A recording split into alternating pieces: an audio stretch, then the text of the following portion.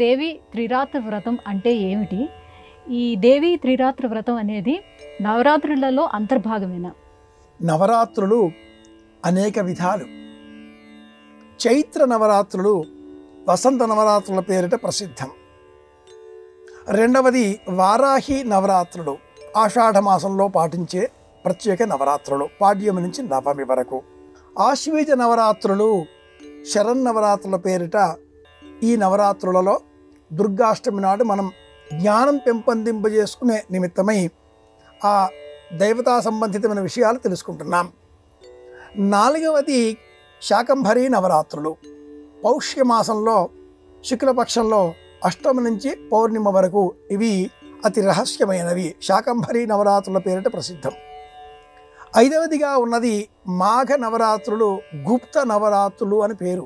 మాఘశుద్ధ పాడ్యమి మొదలుగా నవమి వరకు. ఈ నవరాత్రులలో అంతర్భాగంగా ఒక విశేషమైన అంశం చెప్పబడి ఉంది. అదేమిటి అంటే, నవరాత్రులను పాటించడానికై సహకరించని స్థితులు ఇంటిలో ఉన్నప్పుడు 9 రోజులు 9 రాత్రులు చాలా కష్టం అనుకున్నప్పుడు ఇందులో మూడవ వంతుగా త్రిరాత్ర వ్రతం అనే పేరిట 3 రాత్రులలో కూడా ఈ వ్రతాన్ని పరిపూర్ణం చేసుకోవచ్చు. దానికే దేవి త్రిరాత్ర వ్రతం అని పేరు.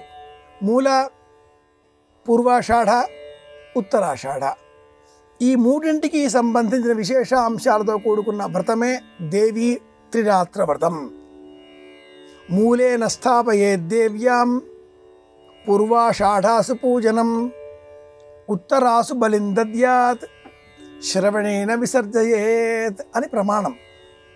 హస్త నక్షత్రంతో ప్రారంభమయ్యే ఈ నవరాత్రులను ఆచరించడానికి ఇబ్బందికరమైన పరిస్థితులు ఇంట్లో ఉంటే అందులో 9 మూడవ వంతుగా మూల అమ్మవారిని ఆహ్వానించడం, పూర్వాషాఢ పూజించడం, ఉత్తరాషాఢ నివేదనలు సమర్పించి బంధుకోటికి ఇతర జీవజాలానికి అందించడం, శ్రవణం 3 రాత్రులు గడిచి 4వ రోజు ఉదయం సమయంలో అమ్మవారిని ఇక మీరు వెళ్ళి రావలసింది అంటూ పంపించి వేయడం.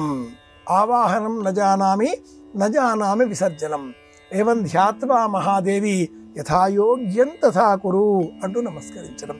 ఇది దేవి త్రిరాత్ర వ్రతం అన్న పేరిట సాధకులు నేటి కాలంలో అనుసరిస్తున్న విధానం. ఇది విషయం.